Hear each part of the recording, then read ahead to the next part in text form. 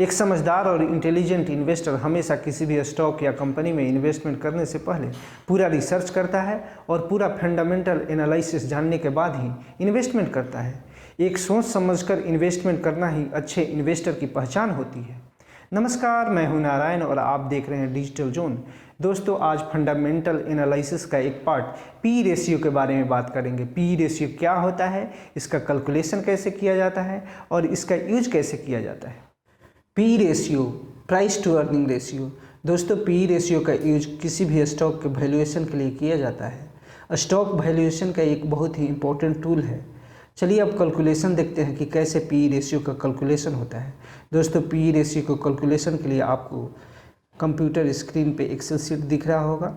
यहाँ पे P ratio calculation के लिए जो हम फार्मूला यूज करते हैं उसमें आपको current market price of share को ईपीएस से डिवाइड करना होता है। दोस्तों, ईपीएस का मतलब क्या होता है, इसके बारे में देखते हैं। ईपीएस का मतलब ये होता है अर्निंग पर शेयर। कोई कंपनी एक शेयर पे कितना पैसा कमा रही है। इसके लिए आपके पास उस कंपनी का, जिस भी कंपनी का आप कैलकुलेशन कर रहे हैं, उस कंपनी का टोटल प्रॉफिटेबिलिटी होना चाहिए। कंपनी का टोटल प्रॉफिटेबिलिटी में से आपको नंबर ऑफ शेयर को डिवाइड करना होता है। जैसे आप टोटल प्रॉफिटेबिलिटी को नंबर ऑफ शेयर से डिवाइड करेंगे, आपका ईपीएस निकल के आएगा। जैसे एज एग्जाम्पल हम देखते हैं, कोई कंपनी अगर 15 करोड़ रुपया कमाती है और उसका नंबर ऑफ शेयर 1.5 करोड़ रुपया है, इस हिसाब से अगर 15 करोड़ को 1.5 करोड़ से आप डिवाइड करेंगे तो उस कंपनी का ईपीएस 10 होता है। यानी कंपनी एक शेयर पे 10 रुपीज़ कमाती है। दोस्तों, ईपीएस कैलकुलेशन करने के बाद पी रेशियो में ईपीएस का यूज होता है। अगर किसी कंपनी का करंट मार्केट प्राइस, शेयर का करंट मार्केट प्राइस 500 रुपया है और उसका ईपीएस 10 रुपया है, इस हिसाब से कंपनी का पी रेशियो 50 होगा। 50 का मतलब ये होता है कि अगर उस कंपनी में आप इन्वेस्टमेंट करते हैं तो 1 रुपया कमाने के लिए आपको 50 रुपया पे करना होगा। इसको एक एग्जाम्पल से समझते हैं। जैसे आप देख रहे हैं एबीसी लिमिटेड। एबीसी लिमिटेड का फर्स्ट ईयर ईपीएस 20 रुपया है, सेकंड ईयर 15 रुपया है, थर्ड ईयर 10 रुपया है। अगर उसका शेयर का प्राइस फर्स्ट ईयर 400, इसके बाद 375 और 300 रुपया है तो उसका पी रेशियो 20, 25 और 30 रुपया है। दोस्तों, इसको देख के हमें पता चलता है कि अगर कंपनी का ईपीएस नीचे जा रहा है यानी कम हो रहा है तो उसका पी रेशियो बढ़ रहा है, यानी कि कंपनी का स्टॉक ओवर वैल्यूड हो रहा है। दूसरे एग्जाम्पल में हम देखते हैं। दूसरे एग्जाम्पल XYZ लिमिटेड। इसका ईपीएस फर्स्ट ईयर 10 रुपया, सेकेंड ईयर 20 रुपया और थर्ड ईयर 40 रुपया। दोस्तों, इस कंपनी का स्टॉक की प्राइस 750 रुपया, 1000 रुपया और 1200 रुपया। दोस्तों, यहाँ पे हमें देखने को ये मिल रहा है कि कंपनी का ईपीएस हर साल डबल हो रहा है। 10 से 20 हो गया, 20 से 40 हो गया और स्टॉक का प्राइस भी बढ़ रहा है। इस हिसाब से इसका पी रेशियो कम हो गया। यानी कि अगर आप XYZ लिमिटेड में इन्वेस्टमेंट करते हैं तो आपको 1 रुपया कमाने के लिए 30 रुपया पे करना पड़ेगा। इस कंपनी का पी रेशियो कम है। दोस्तों, आप किसी भी कंपनी में इन्वेस्टमेंट करते हैं तो केवल पी रेशियो ही देखना काफ़ी नहीं है। इसके अलावा आपको और भी बहुत सारे पॉइंट्स देखने होते हैं और भी बहुत सारे पॉइंट्स को कंसीडर करने होते हैं। जैसे कंपनी का प्रॉफिटेबिलिटी ग्रोथ क्या है, कंपनी के ऊपर कितना डेट है, ये सारा चीज़ देखना होता है। कंपनी का फ्यूचर प्लानिंग क्या है, तभी आपका डिसीजन होना चाहिए। लेकिन पी रेशियो एक इम्पॉर्टेंट पैरामीटर है जिसको आपको हर हाल में कंसीडर करना है और इस बेस पे आपका डिसीजन हो सकता है। दोस्तों, जब भी हम पी रेशियो कंपैरिजन की बात करते हैं तो हमें कंपैरिजन सेम इंडस्ट्री के कंपनी से करना चाहिए। जैसे हम किसी आईटी इंडस्ट्री के कंपनी के बारे में बात कर रहे हैं, सपोज हम इन्फोसिस के बारे में बात कर रहे हैं, तो हम आईटी इंडस्ट्री की जितनी कंपनी है उन सभी का पी रेशियो को कंपेयर करेंगे। इससे हमें ये पता चलेगा कि आईटी इंडस्ट्री में कौन सी कंपनी का पी रेशियो कम है और कौन सी कंपनी का शेयर हमें कम प्राइस पे मिल रहा है। इसके अलावा हम उस पार्टिकुलर इंडस्ट्री को उस कंपनी से कंपेयर कर सकते हैं। जैसे पूरे आईटी इंडस्ट्री का पी रेशियो क्या है और आईटी इंडस्ट्री का किसी एक कंपनी का पी रेशियो क्या है। इससे हमें ये पता चलता है कि पूरे इंडस्ट्री के हिसाब से उस कंपनी का शेयर प्राइस ओवर वैल्यूड है या अंडर वैल्यूड है, यानी कंपनी का स्टॉक सस्ता है और महंगा है। दोस्तों इन सारे पैरामीटर को हमें देखना होता है। इन सभी रेशियो को देखने के लिए हम मनी कंट्रोल की वेबसाइट यूज करते हैं। मनी कंट्रोल वेबसाइट यूज करने के लिए सिंपली आपको गूगल पे मनी कंट्रोल लिखना होता है।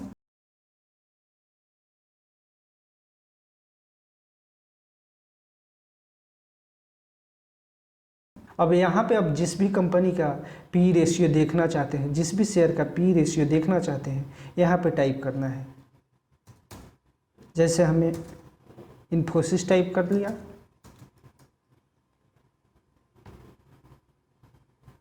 इसके बाद आपको स्क्रॉल डाउन करके नीचे आना है।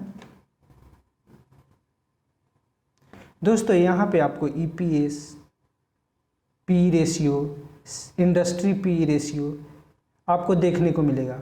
दोस्तों इस तरीके से आप किसी भी कंपनी का पी रेशियो आसानी से चेक कर सकते हैं। इसमें आपको सारे financial reports, research, deal, insider, financial share holding, ये सभी चीज़ें देखने को मिलता है। दोस्तों मनी कंट्रोल से आप किसी भी कंपनी का कंप्लीट फंडामेंटल एनालिसिस आसानी से कर सकते हैं।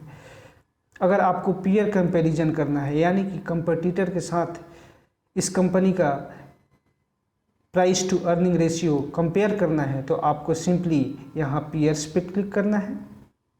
इसको जैसे क्लिक करेंगे कंप्लीट इंडस्ट्री का, जैसे आईटी सेक्टर का सभी कंपनियों का यहाँ पे पीई रेशियो आपको देखने को मिलेगा।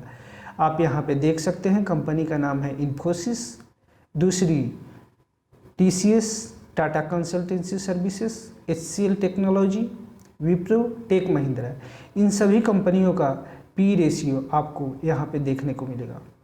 देख सकते हैं यहाँ पे इन्फोसिस का 26.84 पी रेशियो है, टीसीएस का वैसे देख सकते हैं 30.24, वैसे ही एचसीएल, विप्रो और टेक महिंद्रा। दोस्तों इस तरीके से आप किसी भी इंडस्ट्री का पी रेशियो एक साथ कंपेयर कर सकते हैं। दोस्तों मैं आपको बता दूं, मनी कंट्रोल यूज करना बिल्कुल ही आसान है। यहाँ पे आप किसी भी कंपनी का किसी भी तरीके का रेशियो एनालिसिस, फंडामेंटल एनालिसिस आसानी से कर सकते हैं। अब हम आसान भाषा में पी रेशियो को समझते हैं। दोस्तों किसी कंपनी का पी रेशियो 10 है, किसी कंपनी का पी रेशियो 20 है और किसी कंपनी का पी रेशियो 30 है।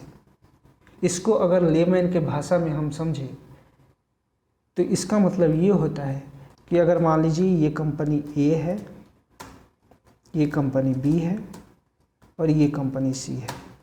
इसका मतलब ये होता है कि अगर एक कंपनी में आप इन्वेस्टमेंट करते हैं तो आपको 1 रुपया कमाने के लिए यहाँ पे 10 रुपये पे करना पड़ेगा। बी कंपनी में अगर आप इन्वेस्टमेंट करते हैं तो यहाँ पे 1 रुपया कमाने के लिए आपको 20 रुपये पे करना पड़ेगा। और सी कंपनी में अगर आप इन्वेस्टमेंट करते हैं तो 1 रुपया कमाने के लिए आपको 30 रुपये पे करना पड़ेगा। इसका मतलब ये होता है कि अगर किसी कंपनी का पी रेशियो कम है तो उस कंपनी का स्टॉक आपको कम प्राइस पे मिल रहा है, यानी सस्ते प्राइस पे आपको इन्वेस्टमेंट का मौका मिल रहा है। लेकिन जनरली सारे केस में ऐसा नहीं होता है। किसी कंपनियों का पी रेशियो हाई होता है, फिर भी आप वहाँ पे इन्वेस्टमेंट करके अच्छा इनकम कर सकते हैं। क्योंकि अगर कंपनी बहुत ज़्यादा प्रॉफिट कमा रही है, बहुत ज़्यादा अच्छा परफॉर्मेंस कर रही है, उसका प्रॉफिटेबिलिटी साल दर साल बढ़ते जा रहा है, उस केस में होता क्या है दोस्तों कि उस कंपनी का पी रेशियो ज़्यादा होता है। तो पी रेशियो का जब भी कंपैरिजन करते हैं तो आपको एक बार ध्यान रखना चाहिए कि कंपनी का अगर लो ग्रोथ है, उस केस में अगर पी रेशियो लो है तो उस केस में आप लो पी रेशियो के साथ जाएंगे। अगर कंपनी का हाई ग्रोथ है, कंपनी का प्रॉफिटेबिलिटी ज़्यादा है, तो अगर पी रेशियो वहाँ पे ज़्यादा है तब भी वहाँ पे इन्वेस्टमेंट आप कर सकते हैं। दोस्तों वीडियो कैसा लगा कमेंट करके बताएं। वीडियो अगर पसंद आए तो वीडियो को लाइक और शेयर ज़रूर करें। अगली वीडियो में हम नए टॉपिक और नए इन्फॉर्मेशन के साथ आएंगे। तब तक के लिए नमस्कार।